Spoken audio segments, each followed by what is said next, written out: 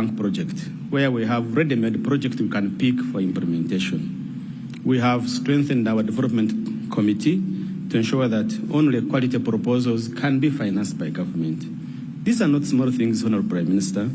I know we have a long to go, but these are things we can consolidate our work on. Honorable Prime Minister, for the first time, the Honorable Minister of Finance has responded to the issues of the previous conference. For us who engage in this process, we find it extremely very, very important. And we thank you, Honorable Minister, for remembering the issues we raised and that today you took time to respond to them. We thank you so much. As we head to the 2024-25 budget. Let me request your brother to have a seat. Oh. Thank you. As we head to the 2024 budget, the challenges that are ahead. And again, we are happy that the way we are articulating how to address them is really very, very, very good. But most importantly, you talked about debt management. Honorable Prime Minister, I agree with you 100% that we must be in our sustainable levels. And the Minister also talked about the strategies that we can implement to manage our debt. A few things we need to do, and I think for me they are very key important. Number one, Honorable Prime Minister, we promised 3 years ago that we will allow Ugandans to buy bonds and securities using their mobile money. Honorable Prime Minister, when you have your money in the bank, they give you less than 1% of the saving rate, of the interest rate they give you. But if I buy a bond from the bank, they are likely to give me around 9, 8, 10%. It is a saving, but also I'm contributing to the development of my country. It not only increases financial inclusion, but also it increases income. Is beheading that. Would like, Honorable Prime Minister, to do your chief whip role to ensure that it is done this particular financial year. We have already talked about effective DRM. Honorable Prime Minister, we can only have DRM if we invest in URA. I know that currently Uganda Revenue Authority is not on all the borders of Uganda. They are on half of them. Others are still porous. We are a landlocked country. It would be good to see how we intend to cross borders and ensure that everybody who brings in goods, they are taxed. The other element, I think, which is important, we have seen the government trying hard to reduce domestic borrowing. Definitely, Honorable Prime Minister, this is going to have an impact on the reduction of the interest payment for the private sector. So, the second important element we need to do, Honorable Prime Minister, and this is within your docket, is coordination of government agencies to deliver as one and avoid wastage. And I will not say much because the previous speaker said, you have money for wage, but you have a ban on recruitment. Already shows lack of coordination in the government. In the previous meeting I mentioned, you have even government department taking themselves to court. One goes to court and sues another one. And me, the taxpayer, I will lose on both because I will support you to win the case, and when you lose, you pay the damages. Honorable Prime Minister, I know these are all your children. You should bring them to the house, whip them, and then they get into line. We stop wastage of public resources. The third element, you can clap for me, it is okay. The third is tax governance framework, and we have talked about it, Honorable Prime Minister. But it has been a song for so long. We need this framework in place.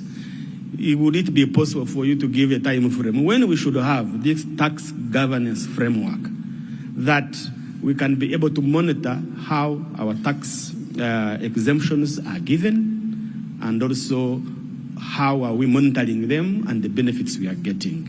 Monitoring is our biggest problem, Honorable Prime Minister. We need that in place so that we can distinguish between chapati investors and the real investors.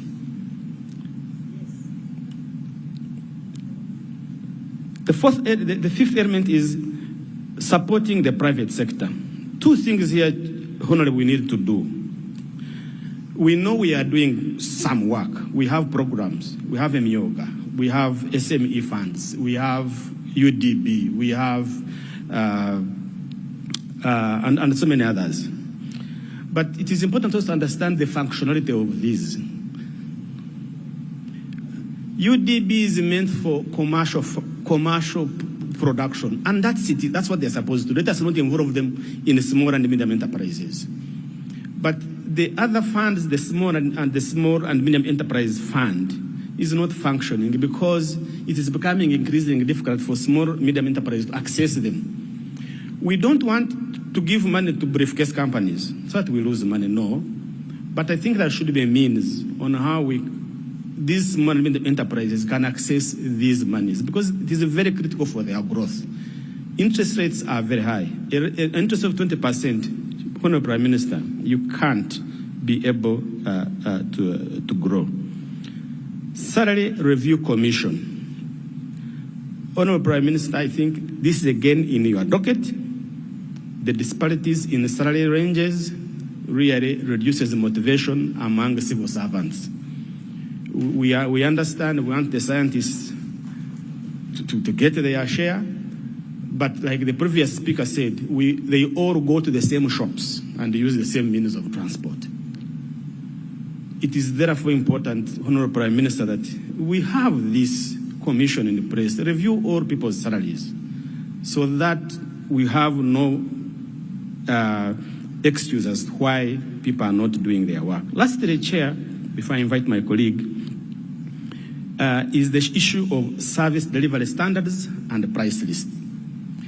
We are doing a commendable work, and I would like to thank the Public Service Ministry. The work on service delivery standards. But Honorable Prime Minister, as long as we do not enforce these standards, we will continue to lose money resources. And particularly for me, I'm pushing for a price list for government. How much does this pen cost for government of Uganda? To find the same pen supplied by the same supplier to different government departments at different costs, above the market price, and yet to even purchase in bulk. It is not only annoying, Honorable Prime Minister, but it is sad. And that's how we lose resources. This is just a pen, but just imagine a classroom, just imagine the vehicles we buy as a government, that we have no standard of what a government vehicle is supposed to look like. It is imperative, Honorable Prime Minister, that again use your office to whip so that these things can be enforced and we conclude them very well. Let me ask my colleague to also finalize his statement. Thank you.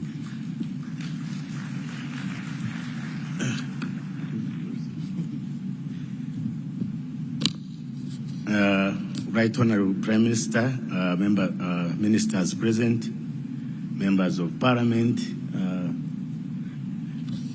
the diplomats, ladies and gentlemen, good afternoon. I'm Dr. Binomichisha, I'm the Executive Director, CORD, and I come here because of the partnership we have with the Ministry of Finance and the BTI, Budget Transparency Initiative, and our job is to promote budget transparency and accountability.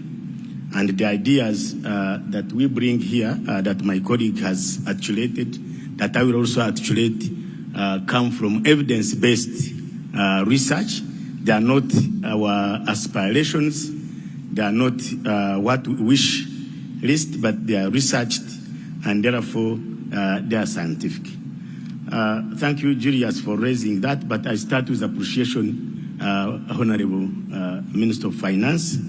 First, of course, to allow civil society to work with you and to raise inconvenient truth in order to improve governance of our country, but also services to our people. So we appreciate as civil society for that space. And because of that, the country's rating in budget in transparency has increased, has improved.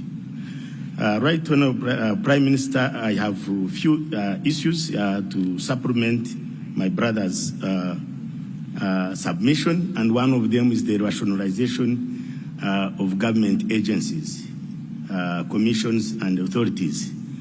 I want to commend the minister. It is one of those issues that you want to that the next financial year will focus on. But I think we have been taxing a lot on the tarmac. We must take off, because we are holding 1 trillion Uganda shillings if we rationalized these agencies and would release this money to local governments which are dear to us, because that's where production takes place. So we want action on that. It has been long overdue. We know that it is not easy, but it is doable. But also rationalization will release very experienced people, very highly educated people to the private sector. And for me, I work in the civil society, not in the government. I have survived there. I have a PhD. We have survived there. So we want to welcome people who have survived on government for too long to join the private sector and turn around this country. Because this is a private sector-led economy, but we lack people. You'll be surprised that most of the people that actually dominate the private sector in this country are not very schooled. What if this process releases very educated people early enough to go and modernize agriculture? So please prepare and send them off with some money to start off, to join us, and we transform the private sector. The second point has to do with climate financing, the whole environment and natural resources sector. Right, Honorable Prime Minister, the government of Uganda should be commended for having put in place a very enabling legal regime, policy regime, and institutional framework in terms of environmental governance. And unfortunately, it is not implemented. As we talk now, you can see the rains have come late. And what does that translate to? Famine, drought, famine, and of course, reversal of the economic gains that we have made. And I want to bring to attention one of the rivers that ACORD and the Ministry of Water and Environment and other partners have been trying to restore. River is, I can see our Member of Parliament from Rwampara is there. The river is, we have invested billions of money for us to restore that river. It is a lifeline from Mbarara City. It has been degraded completely, yet we have restored it to some level. Now it has been degraded by the private sector. And so it has to do with, and the government agencies, NEMA is there, the ministry is there. So I'm asking, and I think this maybe we need political intervention to stop the destruction of River Ruizi. An investor is mining, sand mining, and the whole place is being silted. 10 years of investment, restoration of that river powers into Lake Victoria here. It traverses 13 districts from Ubweju up to here, now being destroyed, and Mbarara City has no water. If you sleep in Mbarara, and I don't want to discourage people to come, but there is no water. You open the tap, you get it's muddy water.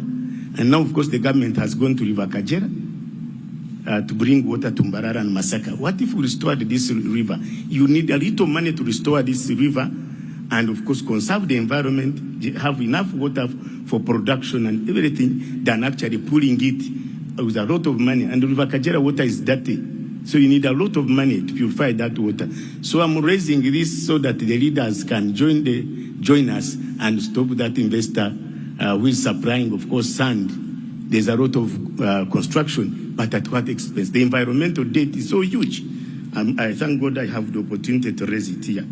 But you see, all the river systems are degraded. And there's a presidential directive, actually, which is being violated. So I'm calling upon the Right Honorable Prime Minister to take action. If I had the time, I would have screened the pictures, and you see because they are using graders, they are using the Sinotrax, and soon we'll have no livelihood. The other issue, quickly to finish, has to do with local government, and the president of Uruga has really ably articulated the issues in local government. But what I want to add is that the local governments, within the framework of decentralization, is a lifeline for this country.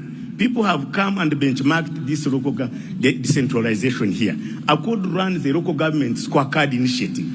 This scorecard has been benchmarked. We have exported it to Botswana, we have exported it to Kenya, we exported it to Sierra Leone and South Sudan. They wrote to me, the Minister for Local Government, that we take the scorecard there to enhance their decentralization. And unfortunately, here in Uganda, we don't seem to treasure where we have also made a mark.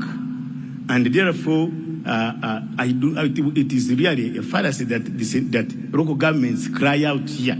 For me, we need to put more money where production takes place, where more Ugandans take place. I think our calculation is that the Ministry of Local Government requires about 16 billion, for example, to induct leaders. And of course, in the financial squeeze that where we are now after COVID-19, this looks a bit outrageous. But you know, we have elected local leaders.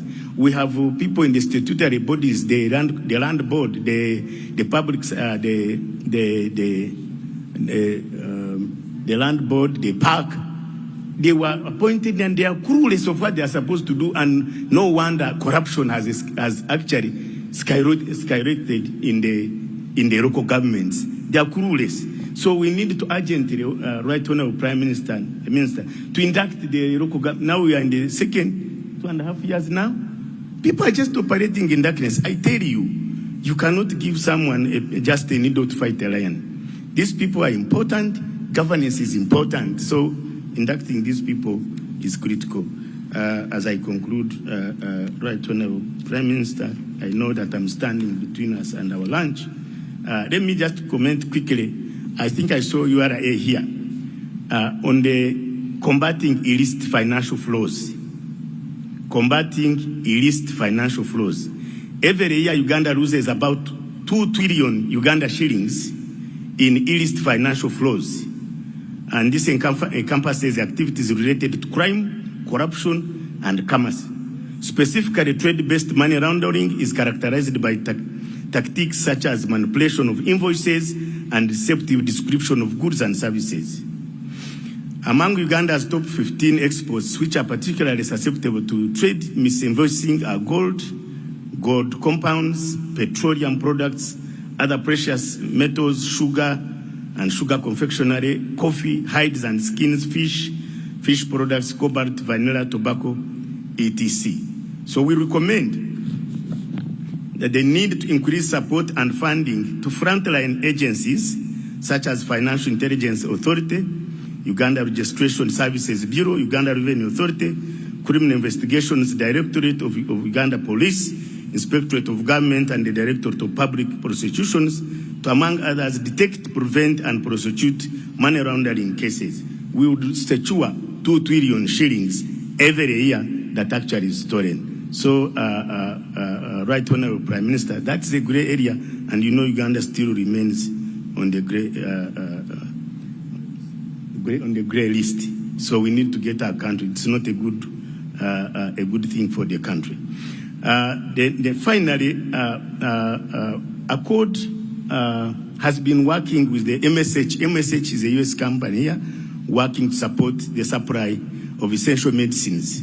And we have developed a 10-year roadmap.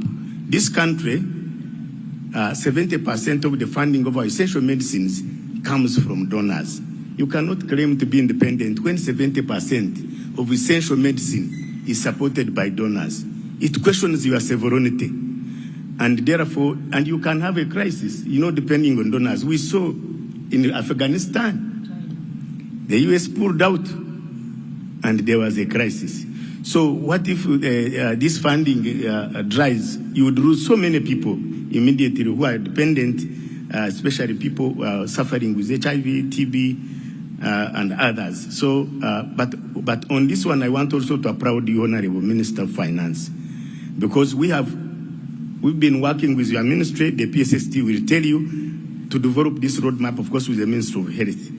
In 10 years, Uganda should graduate itself and fund 100%. And we agreed on the amount of money that Uganda government can put in. I think this financial year, you have, Honorable Minister, you have put in 74 billion shillings. Of course, it is way below the projected, what we had agreed. But it is something, because the other financial year you put in 50 billion. This financial year you put in 74 billion. So that is commendable to you. But I think we need to look at these areas that make that secure our sovereignty and invest in it. But finally, and I want to risk this one on corruption. Seriously, on corruption, I think, Minister, Honorable Minister, we did not see a serious intervention on corruption, because I think corruption could undermine our effort to achieve, of course, the most of our target that we have set, and corruption seems to have become now accepted. We cannot settle on corruption, because corruption even can bring about instability. Corruption can kills people, and I know that fighting corruption is also difficult. But we can reduce the impact of corruption. We can reduce it to the minimum level where it hides. But when you see corruption walking on the street, then you are finished. So, Right Honorable Prime Minister, let us fight corruption. Let the people hide. Let people not be free, because they become models for our children. And these children's and this country's prosperity and survival must be built on the ethic of hard work and integrity. That is what sustains the country. That's what sets the country apart. So I would want to see money going to the institutions that fight corruption, but also creating awareness and attacking corruption on every opportunity that you get on the television, everywhere, so that people don't think that we have accepted it. I thank you for listening to me.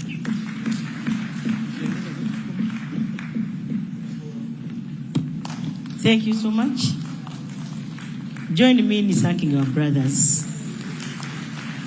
for the good presentations. He wants us to fight corruption like we did for COVID-19. He wants us to make it a very risky venture.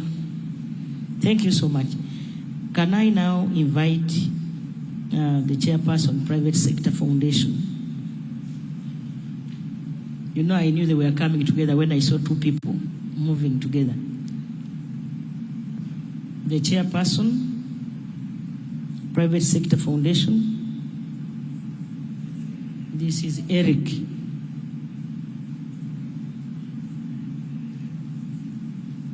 Let's welcome him, members.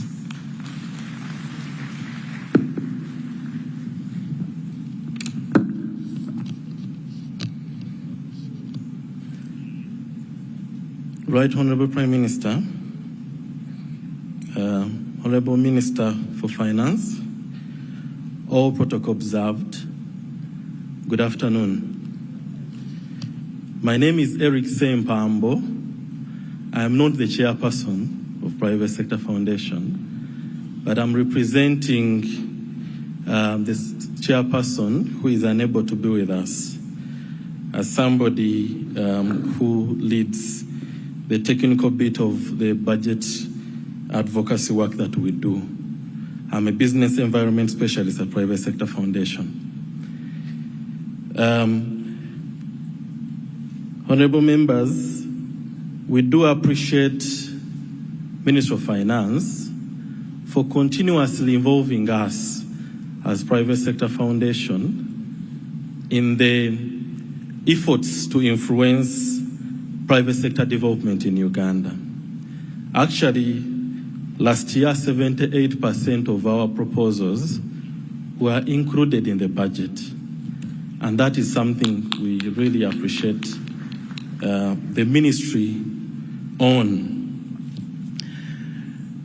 But of course, that is including in the budget.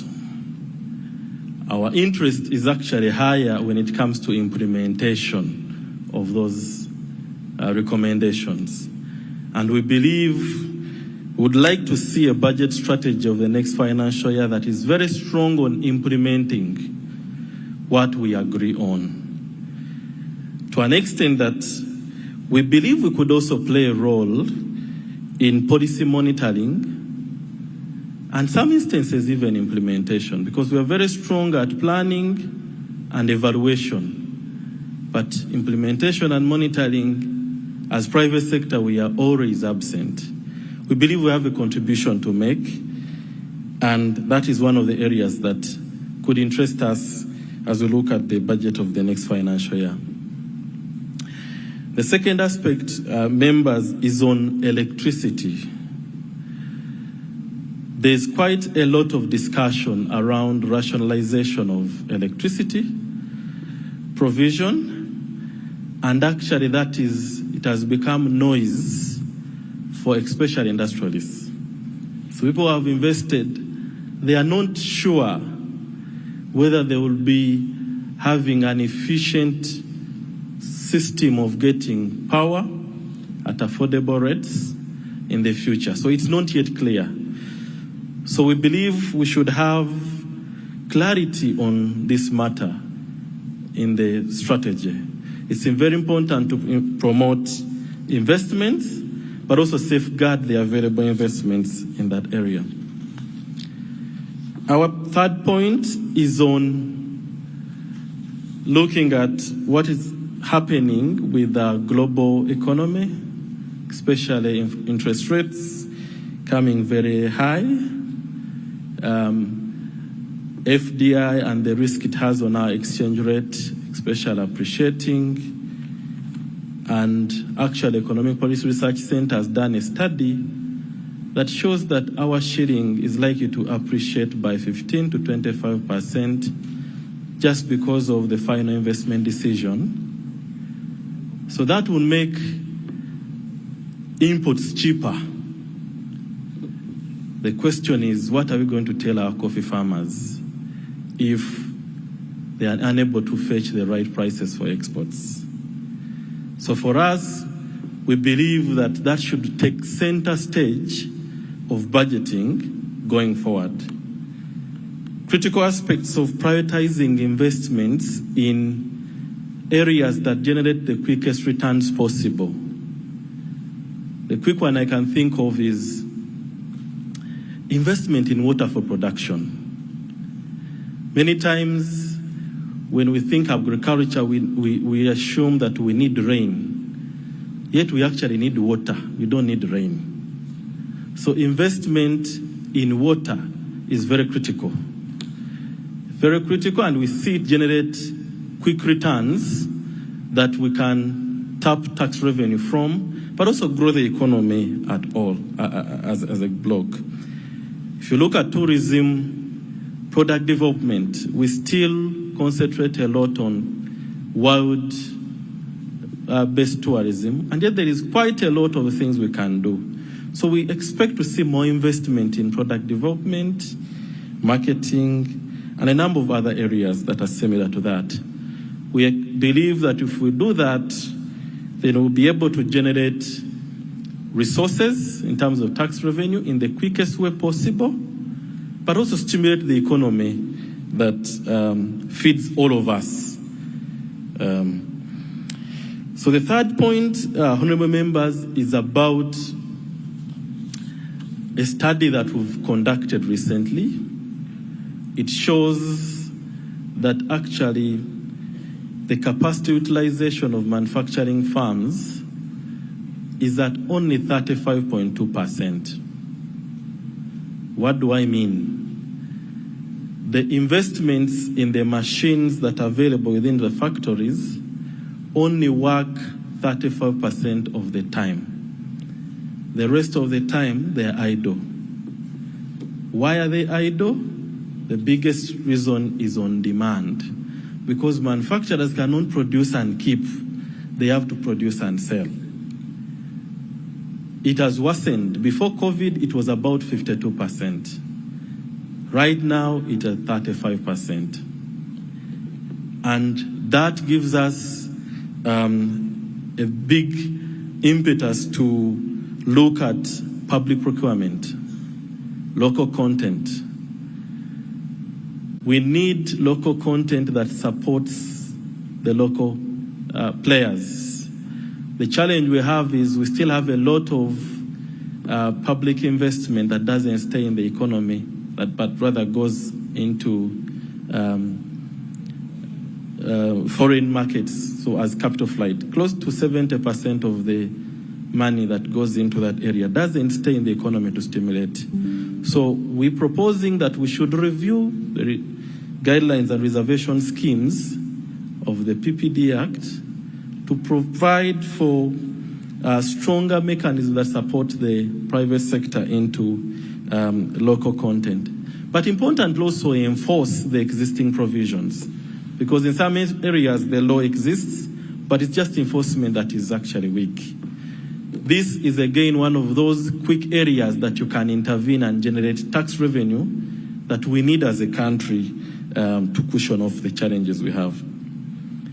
The other area that is being proposed by the study is on stimulating domestic demand.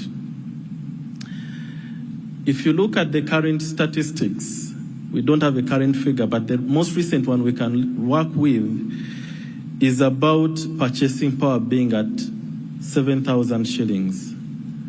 Now, 7,000 shillings being spent by somebody in a day is not effective to stimulate production.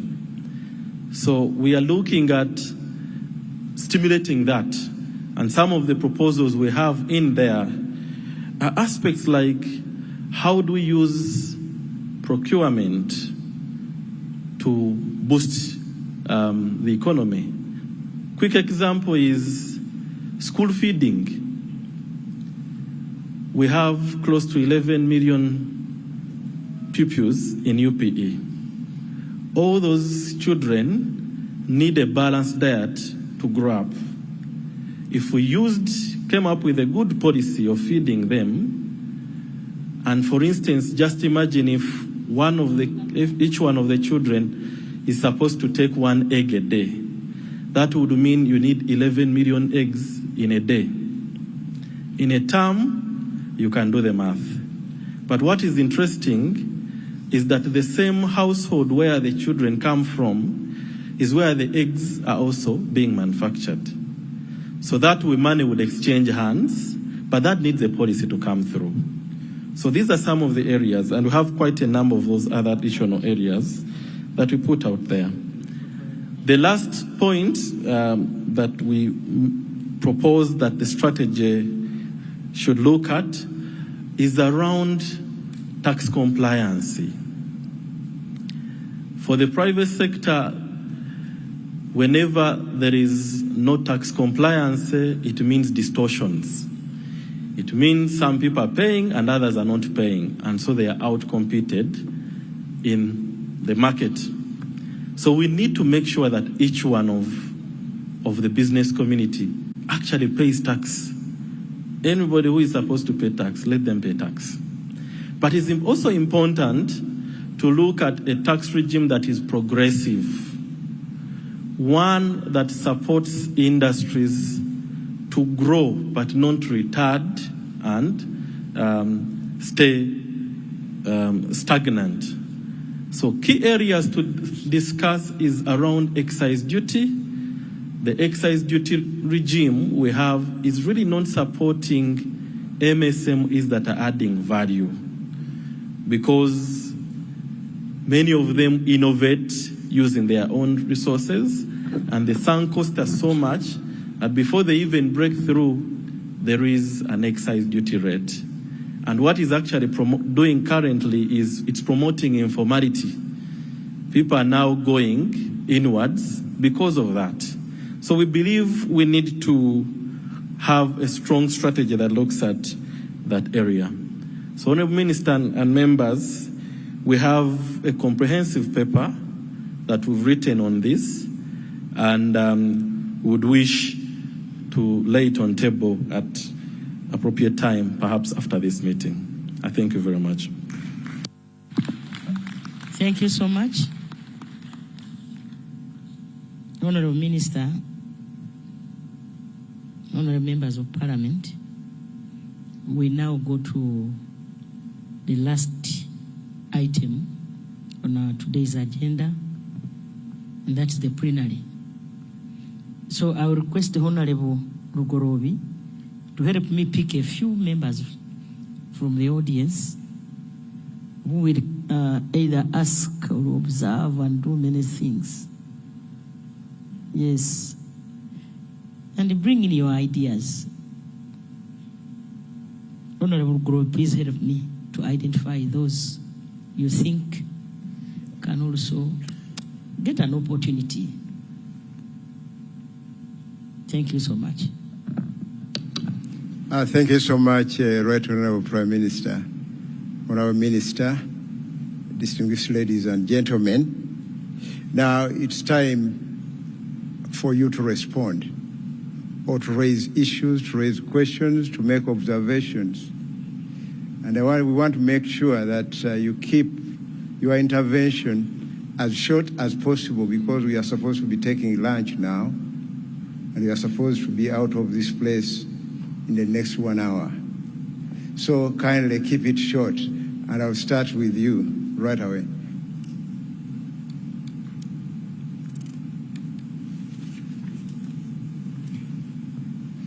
Mr. Magungu, give me the microphone.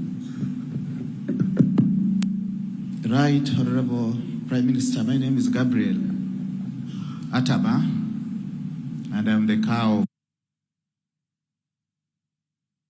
32. I want to react on what was presented by the President Ulga, and also I think was in the Honorable Minister's presentation. That is on the 1 billion shillings, which districts have been given and municipalities. Now, as accounting officers at that level, we have a lot of problems. Last year, I remember with the PDM, many of us were arrested. And what was the reason? Lack of proper guidelines. Now, the Ministry of Works and Transport, in its wisdom, had proposed that we have that man as rehabilitation, and according to them, up to 15% was supposed to go for maintenance of equipment and operation, recurrent operations. Later, the ministry went to Parliament, and Parliament, in its wisdom, said that that money should revert to maintenance. But now the major problem which arose was the guideline which was given by Parliament. It says we are going to use the Road Fund Act 2008. But again, in the same document, it is restricting local governments to using only 5% of that money for both operation and also for equipment maintenance. Now, this is really a very big problem because that document itself is contradictory. Now, last week or something around there, the ministry forwarded to us the resolution of Parliament. As the chairman has put it, as the local governments were in dire straits, we want to implement. We want to avoid this issue of money every time is being taken back to the consolidated fund. So the government has to give us a way forward. What is the way forward? We need a document which is really very clear. Our proposal is that the Ministry of Works and Transport is the technical arm of government on issues of roads. And in its wisdom, it had proposed 15%. I want to request that if there is a way, Parliament should review its 5% and take it to 15%, so that we are able to do the work and to do the work very effectively and efficiently. Thank you. Okay, thank you very much. Next. Okay, I'll go to him. Do we have a micro? Him, you are moving away from him. Okay. Yeah, I'll try to balance gender as we go on. Okay. Gender must be aggressive enough ladies must be aggressive enough to get what they want. I have already stood, so you can as well wait. Please go on. Right, Honorable Prime Minister, and indeed our chair now. Me, I'm just going to give a few points which I think need to be debated on. My name's Major Rubaramira Ruranga. I'm retired, but I work for Operation Wealth Creation as Director of Health and Community Outreach Campaigns. No, that's not your business. I think the issue of fiscal management is so important. And I remember General Saleh almost went back to the bush to find out exactly how the local governments can get money on time. But I still hear this problem is going on.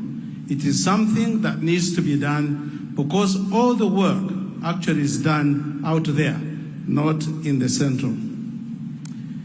And the issue of private sector demanding that government should give them money, then do you remain private? I have issues about this because I think they should act like entrepreneurs to mobilize people so that they can help them to do whatever they want, like cooperatives do.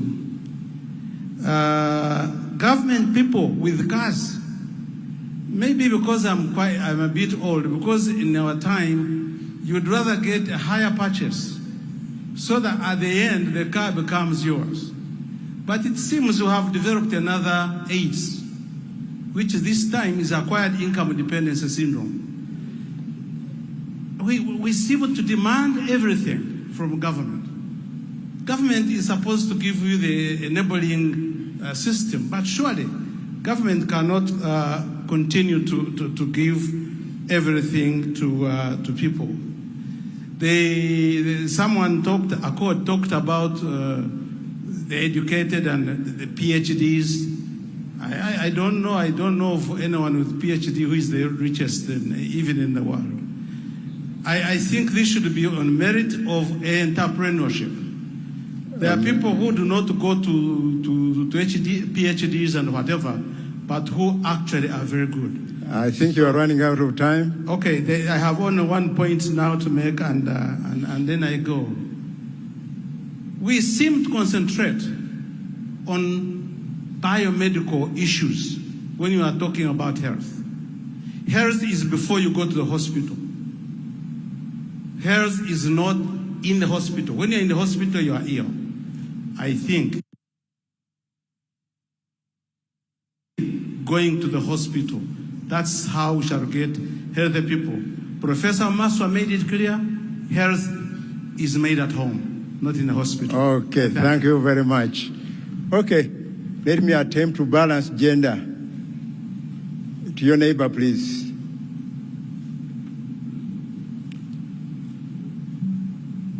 Thank you very much. My name is Hajat Green, Hajat Sebiala, and I'm the chairperson of the Committee of Environmental Practitioners of Uganda. I have 2 points. My first point is on rationalization, and I would request the Honorable Prime Minister to interest herself so much in the rationalization. There is a big problem which you need to analyze. Some of the agencies that are there in the omnibus, that is going to cause more problems than what we think is going to be a benefit. The other issue is on environment, and I would like to thank you so much, Honorable Minister, for the interventions that you have proposed. And I would like to, environment is about action, and I would like to donate this tree to you, Honorable Minister of Finance, to go and plant it, so that action starts here. Yes. Has the security checked it? Yeah, it is okay. This is very, very nice.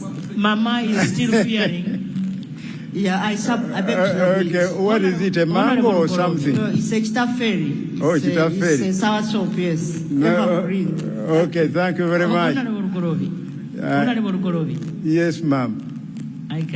Ma is fearing the rationalization exercise. I think she's trying to say the educated should not join the private sector, because according to our previous speaker, say the educated should also join the other side, because we left it to the same educated. Yes. And so for her, she's saying we are going to create more problems than we expect. I did not understand her. Thank you so much for giving me this opportunity. I've been following this process. It has been on and off. There are agencies. Some of them have fallen off. Some of them are still there. There is a committee, Honorable Prime Minister, there's a committee of Parliament which is in charge of rationalization. It has actually made a report, and I would like you to address yourself to that report. And that report is recommending that some agencies should not actually be should not be rationalized. And they are giving reasons. So I would like you to address yourself to that report and to the reasons that are being given. I'm not going to name any, but they are there, they are listed. Okay. So they should not be in the omnibus. This is what I'm saying. That omnibus law that... Okay, thank you very much. Can I now move? No more hands this side. I'll continue with this side. Can I move to the front bench?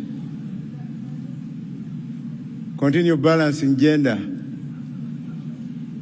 That's not the way to balance gender. Thank you very much, Mr. Chairperson. My name is Shaft Nasa Mkwaya. I am the Secretary to the Equal Opportunities Commission. Mr. Chairman, we shall all recall that the Constitution of Uganda calls for balanced development and the inclusion of every Ugandan to benefit from the country's socio-economic development.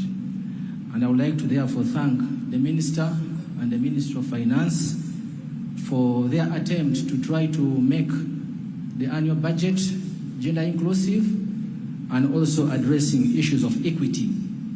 But I would like to remind all of us that the national budget is a tool for addressing imbalance in society created as a result of history, gender, age, and other factors. Now, as EOC, we are concerned about issues of equity and issues of gender, because we know that if Uganda is to be peaceful and prosperous, no one should be left behind. And our concerns are on the following areas. Number one, we have noted that a number of sub-counties in this country do not have secondary schools and health center 3s. We have also noted that about 16 districts in Uganda do not have equipment for maintaining roads. We have noted that young people, the youth especially, are complaining about the gross absence of sports infrastructure in their districts, regions, and at the national level. And we know that if you don't keep the youth busy, you know what